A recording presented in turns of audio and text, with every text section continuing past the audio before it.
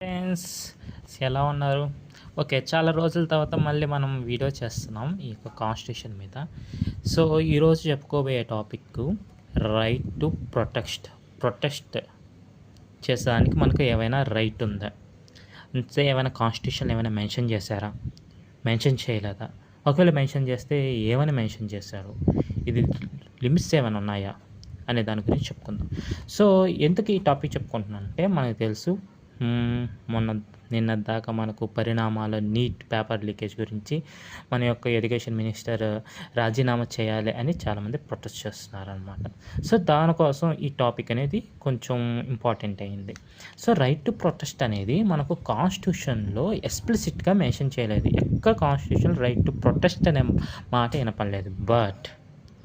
But మనం mention చేయనప్పటికీ వివిధ కేసెస్లో సుప్రీంకోర్టు అనేది ఇండైరెక్ట్గా it is a part of constitution, it is a part of fundamental rights అని చెప్తుంది. ఫండమెంటల్ రైట్స్లో ఎక్కడ పార్ట్ మనకు ఆర్టికల్ 19 ఏం చెప్తుంది?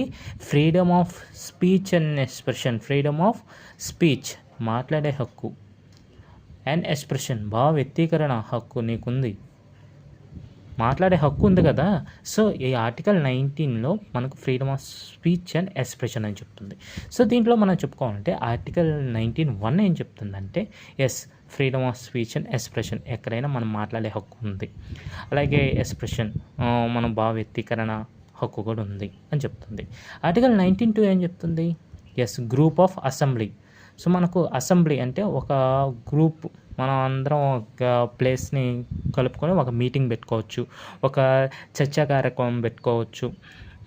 అయితే ఆ మీటింగ్స్ అవన్నీ ఏం చెప్తుంది? మన గవర్నమెంట్ డెసిషన్ మీద ఏం పెట్టుకోవచ్చు, లేదా డిఫరెంట్ ఇప్పుడు కంపెనీస్ గురించి కొంతమంది NGOs ఉంటారు, వాళ్ళు మీటింగ్ పెట్టుకుని, కొంతమంది లేబర్ అసోసియేషన్స్ ఉంటారు, right to form the association, అది కూడా మనకు ఫండమెంటల్ రైట్లో పార్టే కదా, ఈ 19లో పార్టే కదా. సో మనం అసోసియేషన్ ఫామ్ చేసుకోవచ్చు, అలా మీటింగ్ పెట్టుకోవచ్చు అని చెప్తుంది. సో ఇది ఆర్టికల్ 19(1)(b) అమ్మ.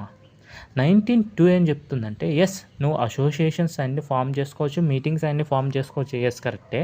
అయితే రీజనబుల్ రిస్ట్రిక్షన్స్, మనకు రీజనబుల్ రిస్ట్రిక్షన్స్ ఉంటాయి.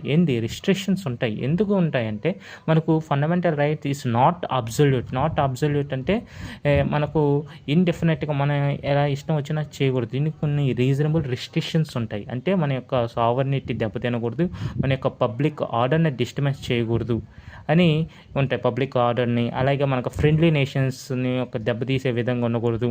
అలాగే మన యొక్క గవర్నమెంట్ యొక్క లా అండ్ ఆర్డర్ని దెబ్బతీసే విధంగా ఉండకూడదు. అటుగాక మనం పీస్ఫుల్గా ప్రొటెస్ట్ చేసుకునే హక్కు అనేది